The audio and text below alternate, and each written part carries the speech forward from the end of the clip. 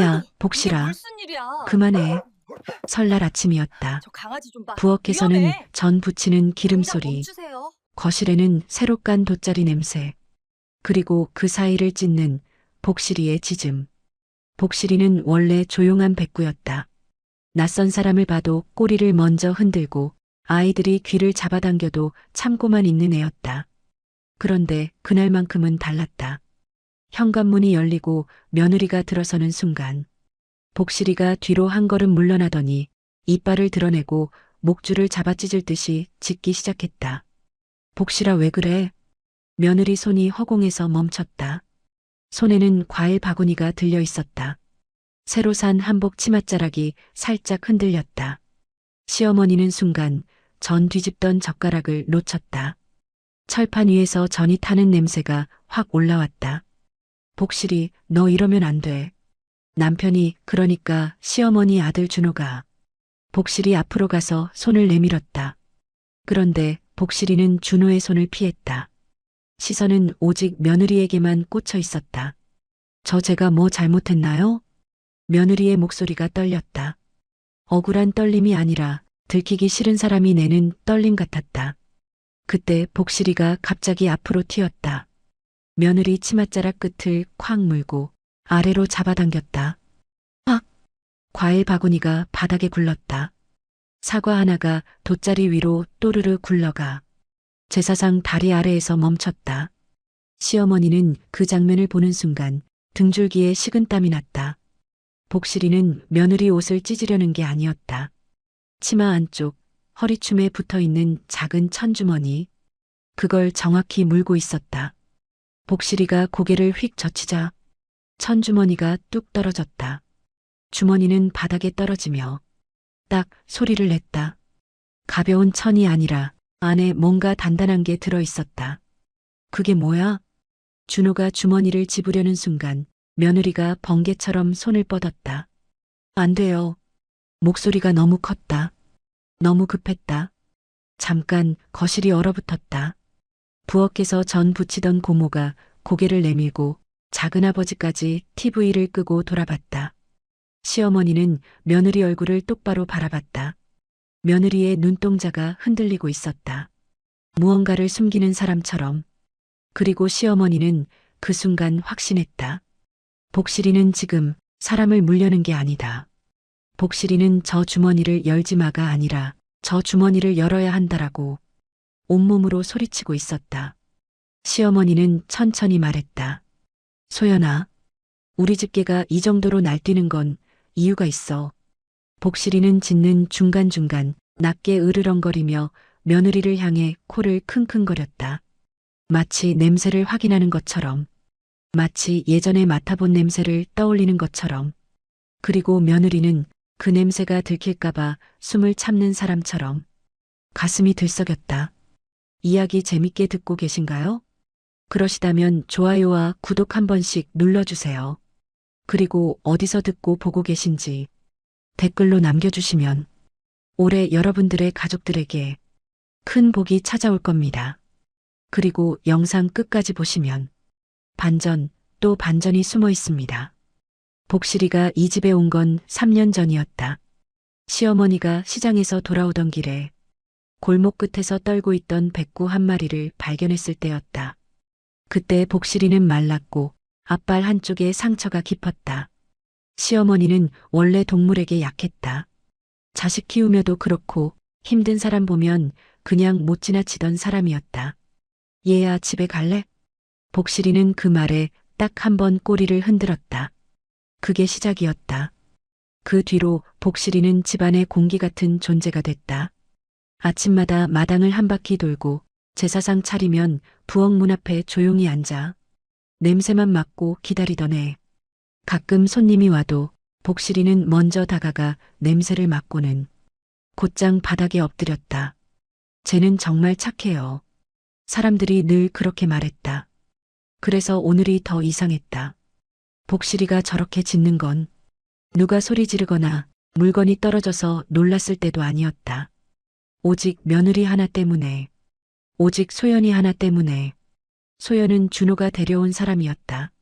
작년 가을 갑자기 결혼을 밀어붙였다.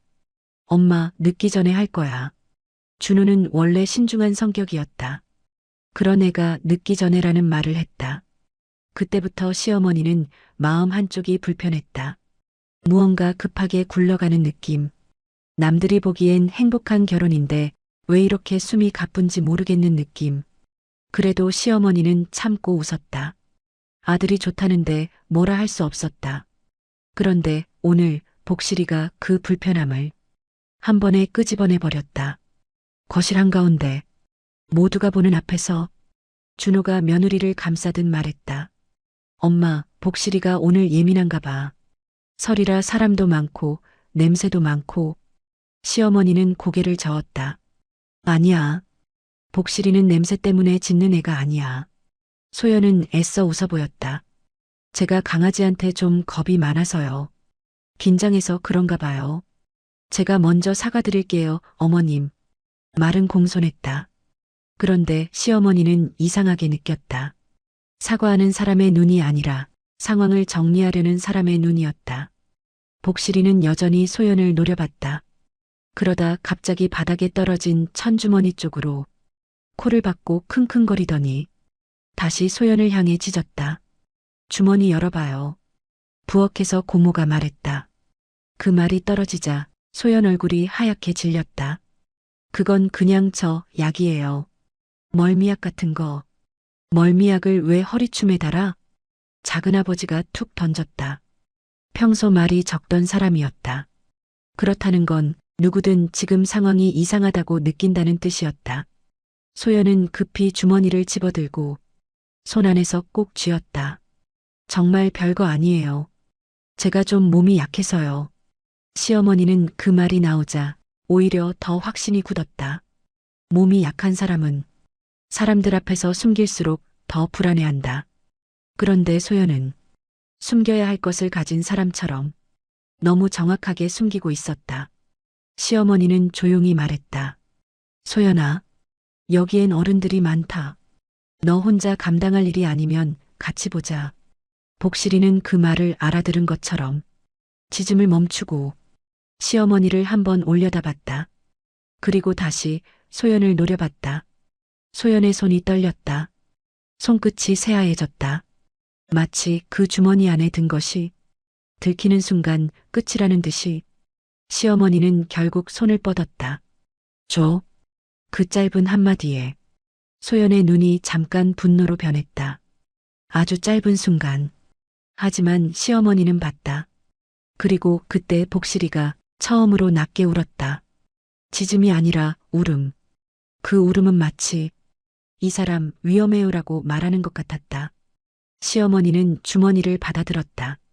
매듭을 풀려는 순간 소연이 속삭이듯 말했다. 어머님 그거 열면 준호 씨도 다쳐요. 순간 시어머니 손이 멈췄다. 가족들의 시선이 시어머니 손끝에 꽂혔다. 복실이는 숨도 안 쉬고 지켜보고 있었다. 설날 아침 제사상보다 더 무거운 침묵이 거실에 내려앉았다. 시어머니 손가락이 매듭을 집었다. 천이 젖은 듯 미세하게 축축했다. 소연이 낮게 말했다. 어머님 제발이요. 그 말투가 더 이상했다. 사과도 아니고 부탁도 아니고 명령을 억지로 누르는 목소리였다. 준호가 급히 끼어들었다. 엄마, 그냥 나중에 따로 보면 안 돼? 시어머니는 준호 얼굴을 봤다. 아들의 눈은 흔들리고 있었다. 그 흔들림이 며느리가 무서워서인지 뭔가 아는 게 있어서인지 구분이 안 됐다. 복실이가 낮게 으르렁거렸다. 이번엔 소연이 아니라 준호 쪽을 향해. 복실아 왜 나한테 그래? 준호가 다가가려 하자 복실이가 앞발로 바닥을 탁 쳤다. 안 된다는 신호였다. 시어머니는 그제야 깨달았다. 복실이는 지금 며느리만 위험하다고 하는 게 아니었다. 이 집안에 있는 누군가가 이미 한 번 이 냄새를 묻혀본 적이 있다. 시어머니는 매듭을 조금 풀었다. 그 순간 소연이 반사적으로 한 발 앞으로 나왔다. 어머님. 소연의 손이 시어머니 손목을 잡았다. 붙잡는 힘이 너무 세다. 나. 시어머니가 한마디 하자. 소연이 손을 뗐지만 눈빛이 달라져 있었다. 그리고 그때였다. 복실이가 갑자기 짖었다. 이전처럼 날카로운 짖음이 아니라 누굴 부르는 듯한 짖음. 복실이는 거실 끝 제사상 다리 쪽을 향해 고개를 돌리고 짖었다. 사과가 굴러들어가 멈췄던 바로 그 자리. 복실아, 왜 저기? 고모가 말했다. 그리고 작은아버지가 툭 걸어가 제사상 아래를 들여다봤다. 뭐야 이거? 작은아버지 손에 검은 비닐 조각 같은 게 들려나왔다. 그건 비닐이 아니었다. 얇은 고무였다. 끝에는 금속 클립이 달려 있었다. 누군가 옷 안쪽에 달았다가 급히 떼어낸 것 같은 모양. 시어머니의 심장이 쿵 내려앉았다. 소연은 그걸 보는 순간 숨을 훅 들이마셨다. 입술이 한번 떨렸다. 준호가 먼저 말했다. 그게 뭐야? 소연이 대답 대신 웃었다. 억지 웃음이었다. 아, 그거 제가 한복이 흘러내릴까봐 고정하려고 붙였던 거예요. 한복 고정용이 왜 제사상 밑에 있어? 작은아버지가 딱 잘랐다. 소연이 말문이 막혔다. 복실이는 그 고무 조각을 향해 코를 박고 킁킁거렸다. 그리고 다시 소연을 쳐다봤다. 이번엔 짖지 않았다. 딱 한 번 짧게 울었다. 그 울음이 거짓말이라고 말하는 것 같았다. 시어머니는 손에 들린 주머니를 바라봤다. 이 주머니도 축축했다. 방금 소연 손에 잡혔던 곳이 특히 더 땀이 아니라 무언가 묻은 듯한 끈적함. 시어머니는 주머니를 코끝에 살짝 가져갔다. 설날 음식 냄새 사이로 이상한 향이 올라왔다. 약 냄새가 아니었다. 달콤한데 끝이 시렸다. 익숙한 듯한 화학 냄새. 복실이가 바로 그 냄새를 싫어했다. 시어머니는 갑자기 떠올랐다. 3년 전 복실이를 데려오던 날. 복실이가 떨면서도 한참을 시어머니 손을 핫던 이유. 그날 시어머니 손에는 소독약이 묻어 있었다. 시장 골목에서 복실이 상처를 닦아주느라 복실이는 소독약을 싫어하지 않았다. 그런데 지금 복실이는 소독약 같은 냄새를 미친 듯이 싫어하고 있다. 다르다. 아예 다르다. 소연아. 시어머니가 아주 조용히 말했다. 너 이 집 들어오기 전에 어디 들렀니? 소연이 한 박자 늦게 대답했다. 아니요. 바로 왔어요. 거짓말. 시어머니가 단정하자 거실의 공기가 한 번 더 얼었다. 소연 눈이 번뜩했다. 어머님, 저를 의심하시는 거예요? 의심이라는 단어가 나오는 게 빠르다. 너무 빨리 방어한다. 시어머니는 그걸 보며 마음속에 결심이 섰다. 주머니는 오늘 열지 않는다. 대신 주머니가 어디서 왔는지부터 잡는다. 시어머니는 주머니를 자신의 앞치마 주머니에 그대로 넣어버렸다. 다 같이 보는 건 아니다. 하지만 내가 가지고 있다. 소연이 움찔했다. 어머님, 그건 제 거예요. 그럼 내가 지금 여기서 그게 뭔지 말하면 된다. 소연이 입을 열었다가 닫았다. 말을 하면 끝장이라는 듯이 그때 복실이가 시어머니 앞치마 주머니 쪽으로 코를 갖다 대고 짧게 낑하고 울었다. 시어머니가 복실이 머리를 쓰다듬었다. 그래, 너는 봤구나. 준호가 목소리를 낮췄다. 엄마 이러지 말자. 설날이잖아. 시어머니는 준호를 똑바로 봤다. 설날이라서 더 해야 해. 오늘 같은 날 거짓말이 집안에 들어오면 1년 내내 썩는다. 소연 얼굴이 굳었다. 그 굳음은 슬픔이 아니라 계산이 멈춘 사람의 굳음이었다. 그리고 시어머니는 결정타를 던졌다. 복실이는 며느리한테만 짖은 게 아니야. 복실이가 아까 너한테도 으르렁거렸다. 준호야. 준호가 말없이 고개를 돌렸다. 그 반응이 시어머니의 가슴을 더 차갑게 했다. 아들도 뭔가를 숨기고 있다. 복실이는 다시 짖었다. 이번엔 현관 쪽을 향해 마치 말하는 것 같았다. 지금 나가. 지금 확인해. 시어머니는 현관문 쪽으로 걸어갔다. 고모가 놀라 말했다. 언니, 지금 어디가?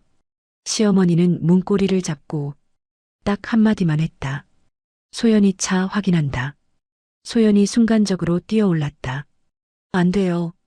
그 한마디로 모든 게 확정됐다. 시어머니가 현관문을 열자 차가운 공기가 훅 들어왔다. 설날 아침 동네는 조용했다. 멀리서 떡국 끓는 냄새가 바람을 타고 오고 어디선가 아이가 웃는 소리도 들렸다. 그 평온함이 더 무서웠다. 소연은 맨발로 마당까지 뛰어나왔다. 치맛자락이 흐트러졌다. 어머님, 진짜 왜 이러세요? 시어머니는 대답하지 않았다. 대신 주머니가 있는 앞치마를 한 번 더 손으로 눌렀다. 도망 못 가게 꽉. 준호가 뒤따라오며 작게 말했다. 엄마, 차는 왜? 시어머니는 딱 한마디로 끊었다. 걔는 냄새를 못 속여. 복실이는 이미 마당에 나와 있었다. 목줄이 팽팽하게 당겨졌다.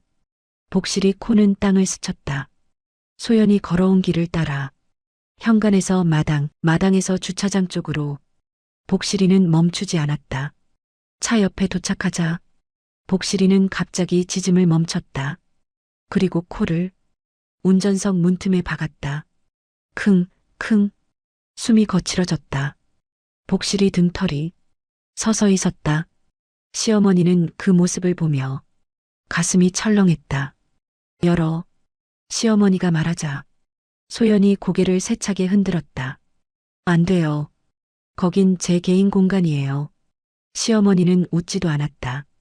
이 집 마당에 들어온 순간부터 그건 우리 집 일이야. 소연이 준호를 봤다. 눈으로 도움을 요청했다. 준호 씨 말 좀 해요. 준호는 잠깐 망설였다. 그러다 차 키를 꺼냈다. 그 순간 소연의 표정이 훅 바뀌었다. 애원해서 분노로 지금 나 편드는 거야? 나 망신 주려고? 준호 손이 멈칫했다. 복실이가 컹 하고 짖었다. 준호를 향해서였다. 마치 말하는 듯했다.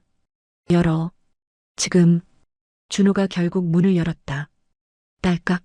문이 열리는 순간 복실이가 앞으로 튀었다. 운전석 바닥을 향해 코를 박았다. 그리고 날카롭게 짖었다. 복실이는 운전석 매트 한쪽을 앞발로 긁기 시작했다. 왜 저래? 고모가 뒤에서 숨을 삼켰다. 시어머니가 매트를 들쳐 올렸다. 그 밑에는 작은 얼룩이 있었다. 갈색도 아니고 검정도 아니고 연한 노란빛이 섞인 얼룩. 그리고 그 옆에 작은 손뭉치 같은 게 붙어 있었다. 손뭉치를 떼어내자 작은 유리 조각이 손바닥에 떨어졌다. 유리 조각은 얇고 각이 살아있었다. 시어머니는 그걸 보는 순간 머릿속이 번쩍했다. 유리다. 약병, 앰플, 혹은 작은 향수병 같은 것. 소연이 급히 말했다. 그거 어젯밤에 제가 향수 떨어뜨렸어요. 깨져서 치웠는데 조금 남았나 봐요. 시어머니는 말없이 차 안을 더 봤다. 운전석 옆문 수납함. 거기에 휴지 뭉치가 구겨져 있었다. 시어머니가 휴지를 꺼내자 안쪽이 축축했다. 그리고 특유의 냄새가 올라왔다. 달콤하고 끝이 시린 화학 냄새. 거실에서 맡았던 냄새와 같은 계열. 복실이는 그 휴지를 보자 으르릉하고 목을 울렸다. 소연의 얼굴이 더 하얗게 질렸다. 어머님, 진짜 그만하세요. 저 여기서 못 있어요. 소연이 차 문을 닫으려 하자 시어머니가 손으로 막았다. 못 있다? 시어머니가 물었다. 못 있는 이유가 뭐냐? 소연이 입을 열었다가 다시 닫았다. 그때 작은아버지가 조용히 한마디 했다. 이 냄새, 병원 냄새랑 비슷하다. 시어머니 심장이 또 한 번 내려앉았다. 병원. 소연이 아까 말했지. 어머님, 그거 열면 준호 씨도 다쳐요. 병원 냄새, 약병 유리 조각, 축축한 휴지, 허리춤에 숨긴 주머니. 이 조각들이 하나의 그림으로 이어지기 시작했다. 그리고 가장 무서운 건 복실이의 반응이었다. 복실이는 소연을 물지 않았다. 대신 운전석을 긁고 휴지를 노려보고 주머니를 향해 울었다. 마치 말하듯 저 사람의 몸에서 난 냄새가 아니야. 저건 누군가가 만든 냄새야. 시어머니는 조용히 주머니를 꺼냈다. 앞치마에서 소연이 숨을 멈췄다. 어머님, 제발. 시어머니가 주머니를 흔들었다. 이게 멀미약이면 왜 차 바닥에 유리 조각이 있고, 왜 휴지가 젖어 있고, 왜 내가 이렇게 난리냐? 소연의 눈동자가 좌우로 빠르게 흔들렸다. 도망갈 길을 찾는 눈. 그때 복실이가 갑자기 운전석과 조수석 사이 센터 콘솔 쪽으로 고개를 박았다. 킁킁. 그리고 앞발로 한번 탁 쳤다. 시어머니는 그쪽을 봤다. 센터 콘솔 컵홀더 안쪽 뚜껑 없는 작은 캡 하나가 걸려 있었다. 투명한 플라스틱 캡. 겉에 아주 작은 글씨가 보였다. 시어머니가 캡을 집어들었다. 복실이가 처음으로 짖음을 멈췄다. 대신 낮게 길게 울었다. 낑. 그 울음이 정확히 이거라고 말하는 것 같았다. 소연이 비명을 지르듯 말했다. 그거 만지지 마요. 시어머니가 소연을 똑바로 보며 한마디를 내뱉었다. 너 이거 어디서 가져왔어? 소연이 대답하지 못하자 시어머니는 준호에게 캡을 건넸다. 준호야, 너는 이 글씨 읽어봐. 준호가 캡을 받는 손이 떨렸다. 그 떨림은 단순한 당황이 아니었다. 아는 사람의 떨림이었다. 준호가 캡을 보더니 입술이 새하얘졌다. 그리고 아주 작게 숨처럼 말했다. 이거 우리 병원 거야. 순간 모두가 얼었다. 소연의 얼굴에서 피가 싹 빠졌다. 복실이는 그 순간 현관 쪽이 아니라 준호 쪽을 바라봤다. 그리고 딱 한 번 짧게 짖었다. 마치 말하듯 드디어 말했네. 우리 병원 거야. 준호가 그렇게 말한 순간 바람 소리까지 멈춘 것 같았다. 소연은 입을 벌렸다가 닫았다. 눈동자가 흔들리더니 바로 준호를 쏘아봤다. 말했네? 그 말이 먼저 나왔다. 억울함이 아니라 약속을 어긴 사람을 꾸짖는 톤이었다. 준호는 캡을 손에 쥔 채 한 발 뒤로 물러섰다. 소연아, 너 대체 이게 왜 차에 있어? 소연이 비웃듯 웃었다. 왜긴 왜야? 당신 때문에. 그 한마디에 시어머니 가슴이 쿵 내려앉았다. 복실이는 운전석 앞에서 꼼짝도 하지 않았다. 눈은 준호를 보고 있었다. 소연이 아니라 준호를. 복실이가 아주 낮게 목을 울렸다. 으르렁. 시어머니는 복실이를 바라봤다. 복실아, 너 지금 준호한테 그러는 거니? 복실이는 짧게 울었다. 낑. 그 짧은 소리가 이상할 정도로 또렷했다. 준호가 키를 뽑아들고 고개를 저었다. 엄마, 일단 들어가. 이 추운데 여기서 뭐해? 소연이 그 말을 듣자 오히려 더 흥분했다. 추워서 들어가면 끝이야. 어머님이 저 캡이랑 주머니 들고 들어가면 내가 지금까지 버틴 게 다 무너져요. 버틴다? 시어머니가 그 단어를 곱씹었다. 며느리는 지금 정상적인 해명을 하는 게 아니라 어떤 계획을 지키고 있었다. 시어머니는 조용히 말했다. 소연아, 너는 지금 나한테 설명이 아니라 협박을 하고 있어. 소연의 눈이 번쩍했다. 협박이 아니에요. 현실이에요. 준호가 낮게 말했다. 소연아, 그만해. 엄마한테 그런 말 하지 마. 그 순간 복실이가 큰 소리로 짖었다. 컹. 이번엔 준호의 말을 끊는 듯했다. 준호가 복실이를 바라봤다. 잠깐 준호 눈이 흔들렸다. 시어머니는 그 흔들림을 놓치지 않았다. 준호는 알고 있다. 저 캡이 왜 여기 있는지, 그리고 소연이 왜 저러는지도. 시어머니는 주머니를 꺼내 손바닥 위에 올렸다. 좋아. 나는 지금 여기서 열지 않는다. 소연이 숨을 내쉬려는 순간 시어머니가 말을 이었다. 대신 준호, 너랑 나 지금 바로 확인할 게 있어. 준호가 굳었다. 뭘?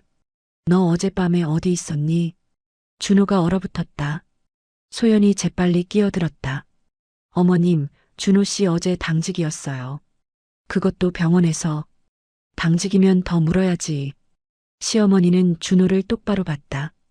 당직이면 왜 내 차에서 병원 캡이 나오고, 왜 내 아내가 이렇게 난리를 치고, 왜 복실이가 너한테 으르렁거리니? 준호가 입술을 깨물었다. 엄마 그건 그때였다. 소연이 준호 팔을 확 잡아챘다. 말하지 마. 딱 그 말. 시어머니는 숨이 막혔다.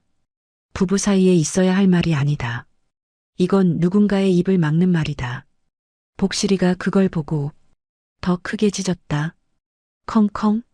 소연이 소리쳤다. 깨 좀 묶어주세요. 진짜 물면 어쩌려고요. 시어머니는 냉정하게 말했다. 복실이는 사람을 안 문다. 그런데도 내가 무서워한다는 건 너도 알고 있다는 거야. 소연 얼굴이 딱 굳었다. 그리고 갑자기 목소리가 가라앉았다. 어머님, 저도 어머님처럼 가족 지키고 싶은 거예요. 그 말이 더 소름이었다.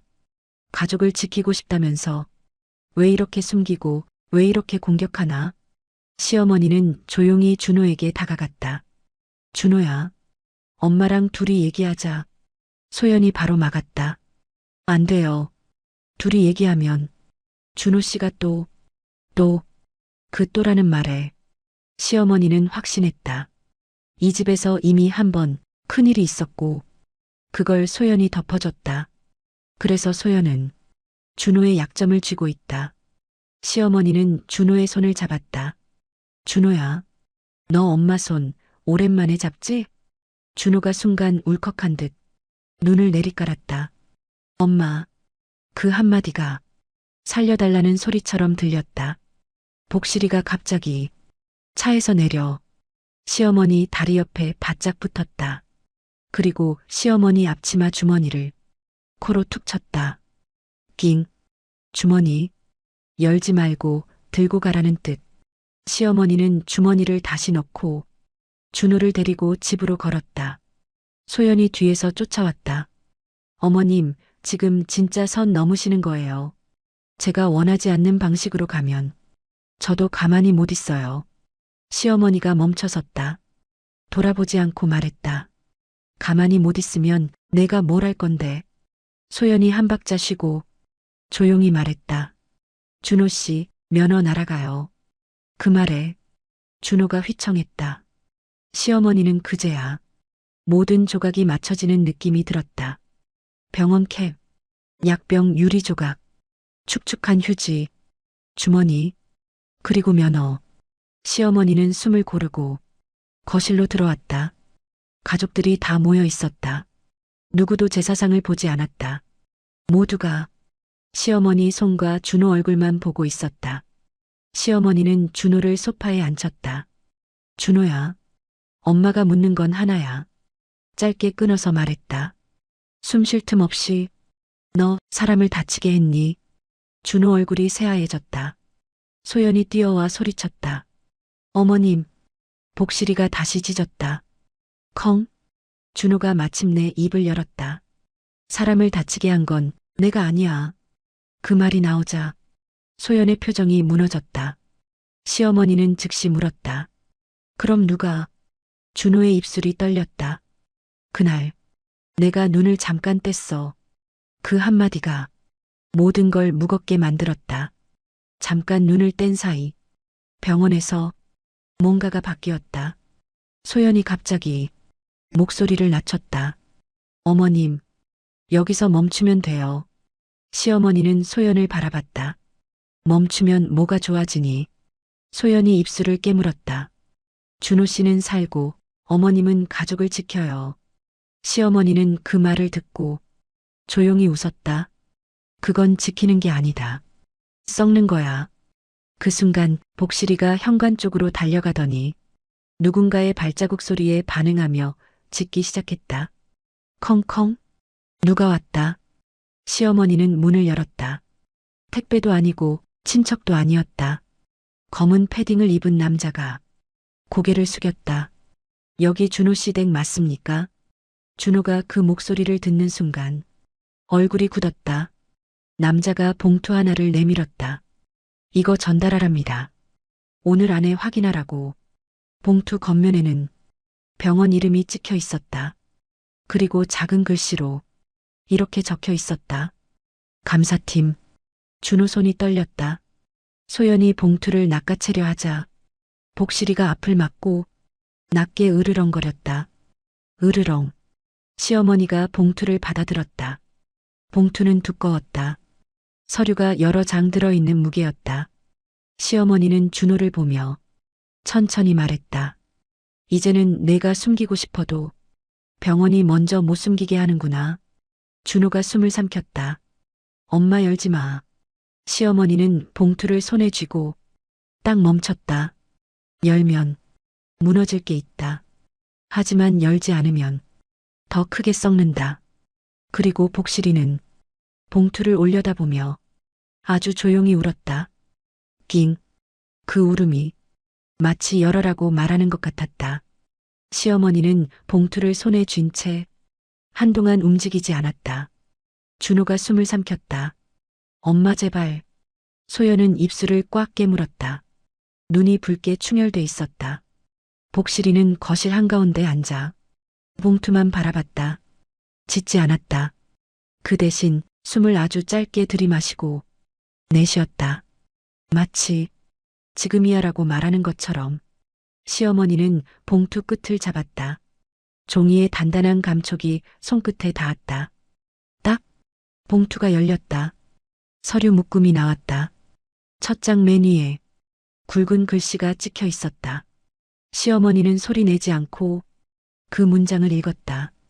그리고 딱 한 줄에서 멈췄다. 약품관리 기록 불일치 및 CCTV 확보건. 시어머니 손에서 피가 빠졌다. 종이가 갑자기 무겁게 느껴졌다. 약품. 고모가 숨을 삼켰다. 작은아버지가 한 발 앞으로 나왔다. 무슨 약인데? 준호가 자리에서 벌떡 일어났다. 엄마, 그만. 시어머니는 준호를 보지 않았다. 첫 장 아래쪽으로 천천히 내려 읽었다. 거기엔 이름이 있었다. 당직자 김준호. 준호가 숨을 멈췄다. 소연이 거의 울부짖었다. 어머님, 제발 거기서 멈추세요. 시어머니는 그제야 소연을 봤다. 왜? 짧게 물었다. 왜 멈춰야 하니? 소연의 눈물이 툭 떨어졌다. 그거 끝까지 읽으면 준호 씨는 진짜 끝이에요. 시어머니는 한 걸음 다가갔다. 끝내는 건 종이가 아니다. 시어머니 목소리가 낮아졌다. 거짓말이 끝내. 복실이가 조용히 일어나 시어머니 발 옆에 붙었다. 복실이는 시어머니 앞치마 주머니를 코로 한 번 툭 쳤다. 그 주머니, 아직 열지 않은 그 주머니. 시어머니는 그제야 떠올렸다. 소연은 말했다. 주머니를 열면 준호도 다친다고. 그리고 조금 전엔 말했다. 준호 면허가 날아간다고. 봉투와 주머니는 같은 줄에 서 있다. 시어머니는 종이를 내려놓지 않고 준호에게 물었다. 준호야. 한 번에 끝내지 않고 숨을 고른 뒤 말했다. 너 당직 서던 날 누가 너 자리에 있었니? 준호 눈이 흔들렸다. 없었어. 나 혼자였어. 시어머니는 고개를 저었다. 거짓말. 그 한마디에 준호의 어깨가 툭 내려앉았다. 소연이 재빨리 끼어들었다. 어머님, 준호 씨는 진짜 혼자였어요. 소연아. 시어머니가 이번엔 소연을 불렀다. 내가 대답하지 마. 소연이 입술을 깨물었다. 어머님, 너는 지금도 막고 있다. 시어머니가 말을 끊었다. 막을수록 커진다. 준호가 손으로 얼굴을 쓸었다. 엄마, 나 진짜 사람 다치게 한 거 아니야. 시어머니는 바로 물었다. 그럼 왜 내 이름이 박혀 있니? 준호가 한참을 입술만 움직이다가 끝내 말했다. 그날 내 출입카드가 없어졌어. 거실이 쿵 내려앉았다. 고모가 입을 틀어막았다. 카드가 없어졌다고? 준호가 고개를 끄덕였다. 잠깐, 진짜 잠깐이었어. 환자 올라온다고 해서 내가 뛰어갔다가 돌아왔는데 카드가 없었어. 시어머니는 종이를 다시 봤다. CCTV 확보, 약품 관리 기록 불일치, 당직자 김준호. 이제 그림이 완성되기 시작했다. 복실이가 왜 차 바닥을 긁었는지, 왜 유리 조각이 있었는지, 왜 허리춤 주머니를 물고 떨어뜨렸는지, 누군가 병원에서 나온 흔적을 이 집까지 들고 들어왔다. 그 흔적이 준호를 향해 있다. 소연은 그 흔적을 숨기려 했다. 시어머니는 소연에게 이번엔 더 정확히 물었다. 소연아, 너 병원에 다녀왔지? 소연이 숨을 크게 들이마셨다. 아니요. 하지만 그 말은 너무 늦게 나왔다. 시어머니는 소연의 손을 봤다. 손등에 작은 밴드 자국이 있었다. 설날에 굳이 밴드를 붙일 만큼 급하게 생긴 상처. 시어머니는 조용히 말했다. 너 어젯밤에 다쳤니? 소연이 말없이 고개를 돌렸다. 준호가 소연을 쳐다봤다. 소연아, 너 밴드 왜? 소연이 터졌다. 몰라서 물어? 소연 목소리가 갈라졌다. 당신 카드 없어졌다고 했을 때 당신이 뭘 했는지 기억해? 준호가 얼어붙었다. 나는. 소연이 웃었다. 울음 섞인 웃음이었다. 당신은 숨겼어. 엄마한테도 숨기고 나한테도 숨기고. 준호가 고개를 저었다. 난 숨긴 적 없어. 소연이 한 발 다가갔다. 그럼 왜 그날 밤에 집에 와서 내 손목을 잡고 나한테 딱 한마디 했잖아. 소연이 준호를 똑바로 보며 천천히 말했어. 제발 내 이름만은 나오게 하지 말아줘. 거실이 얼어붙었다. 시어머니는 그 말을 듣는 순간 손끝이 차가워졌다. 너도 관련이 있었어? 소연은 입술을 파르르 떨었다. 제가 직접 한 건 아니에요. 근데 제가 막을 수 있었어요. 그 말이 시어머니 가슴을 찢었다. 막을 수 있었는데 막지 못했다. 그 말은 곧 누군가가 다쳤다는 뜻이다. 그리고 준호는 그 사실을 안다는 뜻이다. 준호가 거의 속삭였다. 엄마, 나도 몰랐어. 진짜 몰랐어. 나 카드 잃어버린 줄만 알았지. 시어머니는 종이를 다시 들쳐 두 번째 장을 보려 했다. 소연이 손을 뻗었다. 어머님. 복실이가 그 순간 소연 앞을 막았다. 복실이는 소연을 물지 않았다. 그냥 한 걸음도 못 오게 몸으로 벽이 됐다. 복실이 눈은 소연이 아니라 시어머니를 보고 있었다. 읽으세요. 그 눈빛이 그렇게 말하는 것 같았다. 시어머니는 두 번째 장을 펼쳤다. 글씨가 더 차가웠다. 환자 상태 악화 관련 투약 경로 확인 중. 관련자 면담 예정. 면허 정지 및 형사 고발 가능성 있음. 시어머니는 마지막 줄에서 눈이 멈췄다. 면담 대상 김준호, 보호자 동반 가능. 보호자. 시어머니 심장이 덜컥 내려앉았다. 이건 병원이 준호를 끝내겠다는 게 아니다. 병원이 이미 준호를 대상으로 찍었다는 뜻이다. 그리고 더 무서운 건 준호가 이미 그걸 알고 있었다는 사실이다. 소연이 고개를 떨궜다. 어머님. 소연이 낮게 말했다. 제가 왜 설날에 왔는지 아세요?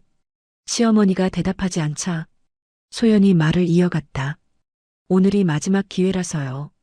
감사팀이 움직이면 주말 지나고 바로. 소연이 끝을 흐렸다. 준호가 숨을 쉬는 방법을 잊은 얼굴이었다. 시어머니는 앞치마 주머니를 꺼냈다. 그 천주머니. 복실이가 처음부터 물고 늘어졌던 그 주머니. 시어머니 손이 매듭을 잡았다. 소연이 울면서 말했다. 그거 열면 준호 씨는 못 돌아와요. 시어머니가 매듭을 조금 풀며 물었다. 그럼 지금까지는 돌아올 수 있었니? 소연이 대답하지 못했다. 매듭이 풀렸다. 천이 벌어지며 작은 것들이 손바닥 위로 떨어졌다. 캡 한 개, 유리 조각 몇 개, 그리고 하얀 라벨이 붙은 작은 플라스틱 용기. 라벨에는 병원명이 흐릿하게 찍혀 있었고 그 아래에 손글씨로 적힌 세 글자가 있었다. 대체. 시어머니 입술이 떨렸다. 이건 뭐니? 소연이 눈을 감았다. 어머님, 제가 그걸 가져온 이유는. 준호가 끼어들었다. 소연아, 너 그걸 왜? 소연이 준호를 바라봤다. 그 눈빛이 서럽고 분하고 무너진 사람의 눈이었다. 당신 살리려고. 당신 이름으로 된 기록이 남았잖아. 누가 썼는지 밝히려면 증거가 필요했어. 시어머니 머릿속이 아찔해졌다. 소연이 증거를 모았다. 그런데 왜 숨겼지? 왜 협박했지? 왜 복실이에게 들켰지? 시어머니는 마지막 질문을 던졌다. 소연아, 그럼 그날 카드를 가져간 사람은? 소연의 입술이 떨렸다. 대답만 하면 모든 게 터진다. 소연은 천천히 말했다. 그 사람, 이 집 사람이에요. 그 한마디에 거실이 완전히 무너졌다. 고모가 소리쳤다. 무슨 소리야? 작은아버지가 얼굴을 굳혔다. 너 지금 말 조심해. 소연이 고개를 들었다. 어머님, 저 혼자 알고 있으면 준호 씨만 죽어요. 근데 제가 말하면 이 집도 같이 무너져요.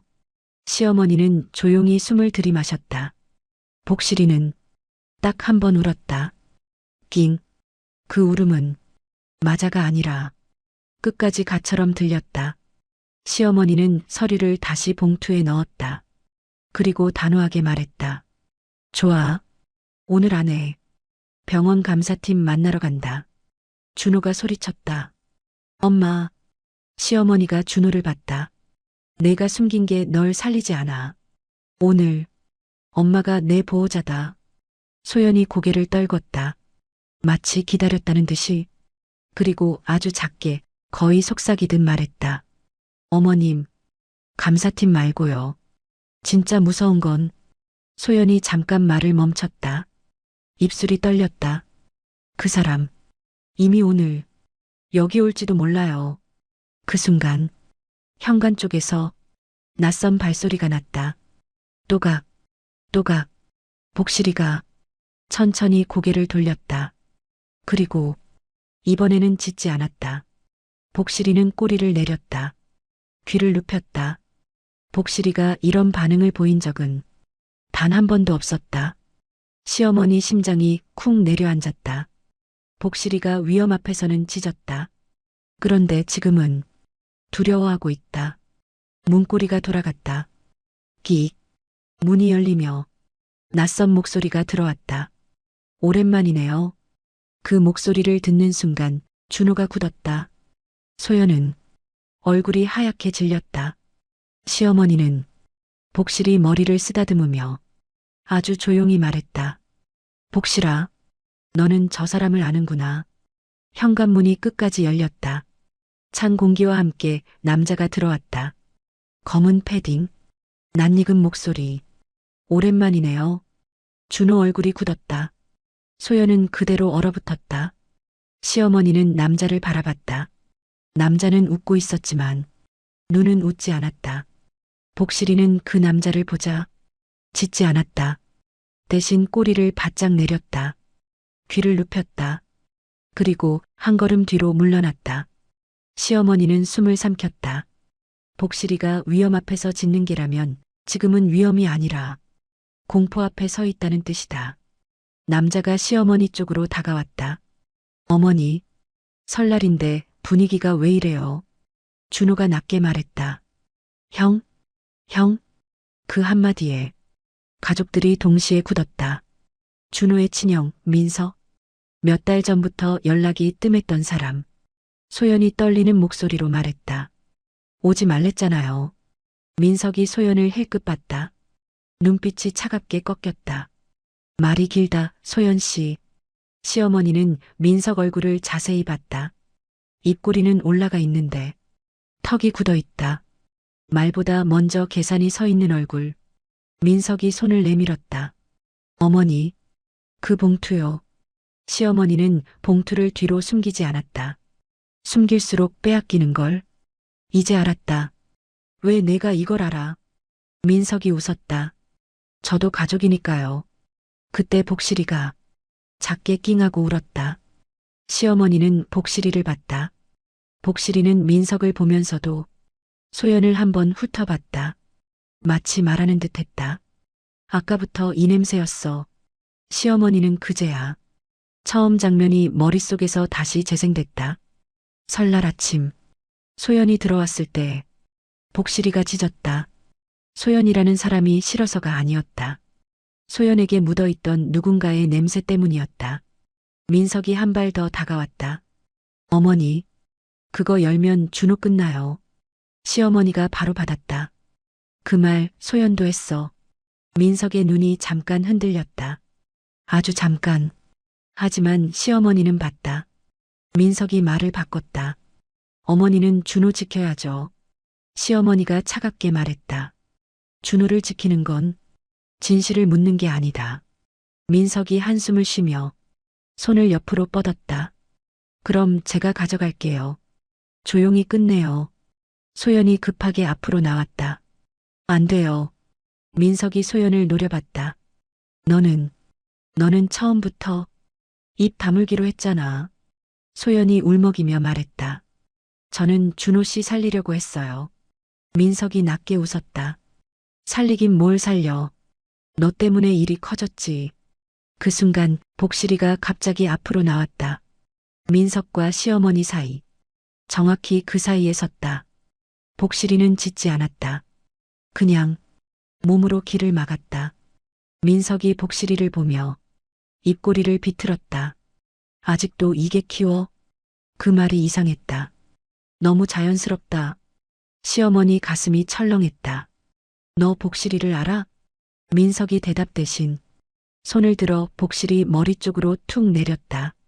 때리려는 게 아니라 겁주려는 손. 복실이가 움찔하며 뒤로 한 발 물러섰다. 그 반응 하나로 시어머니는 확신했다. 복실이는 이 손을 기억한다. 시어머니 목소리가 낮아졌다. 너 3년 전 시장 골목 그때. 민석이 눈을 가늘게 뜨더니 피식 웃었다. 아, 그게구나.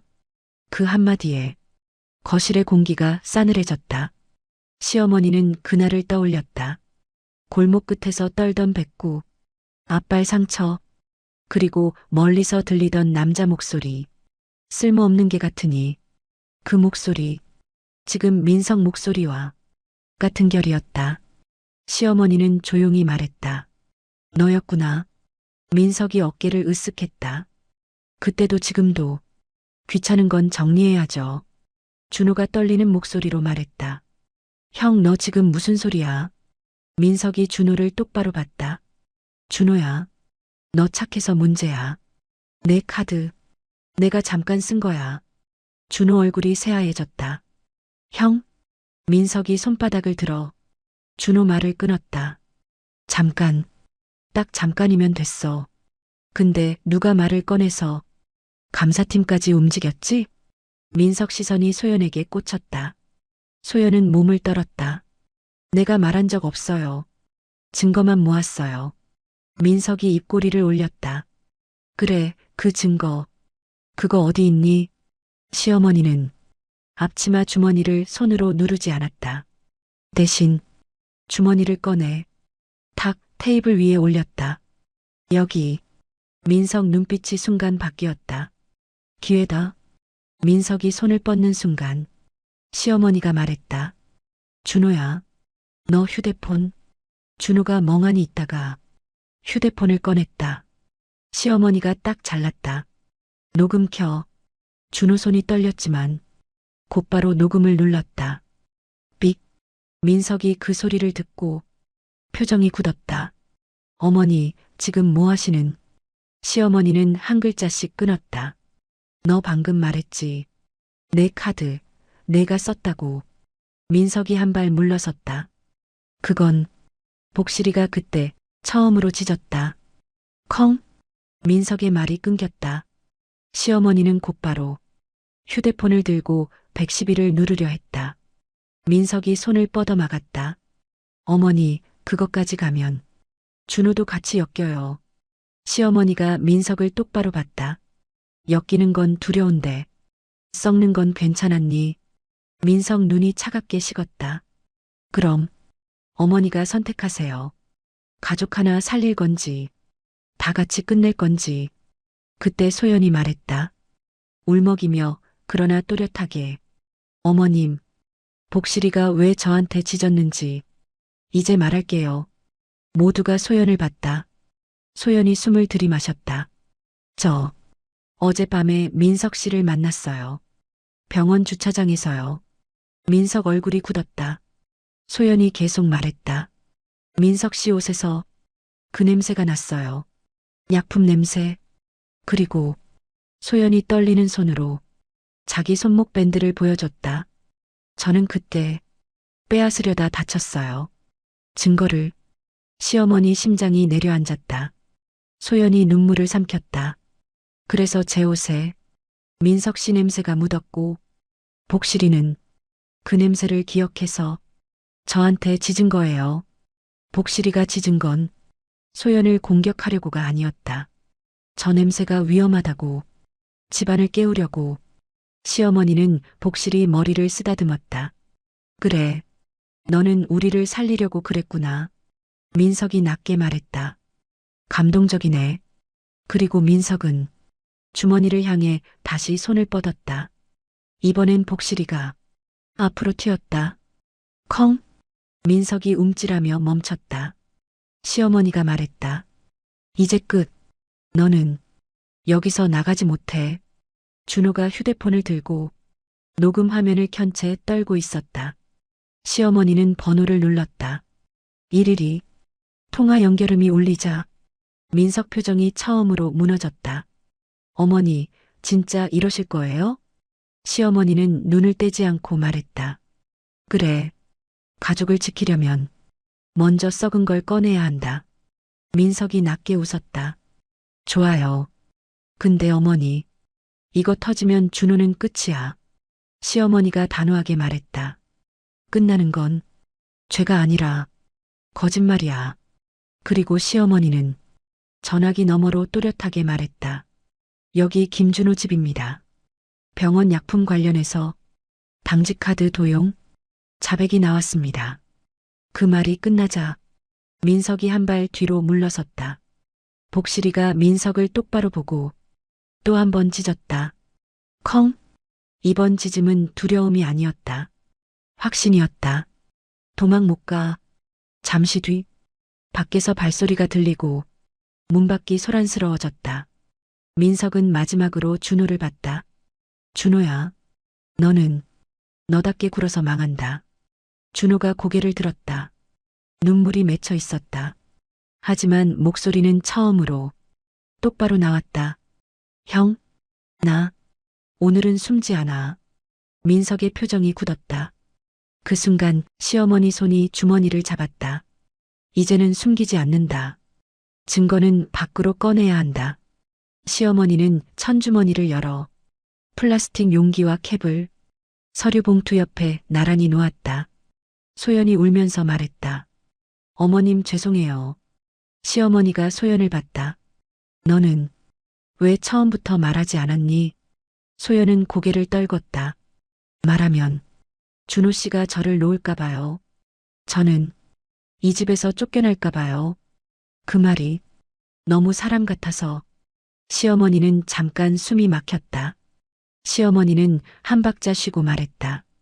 그래도 말했어야지. 그런데 시어머니가 소연의 손목 밴드를 봤다.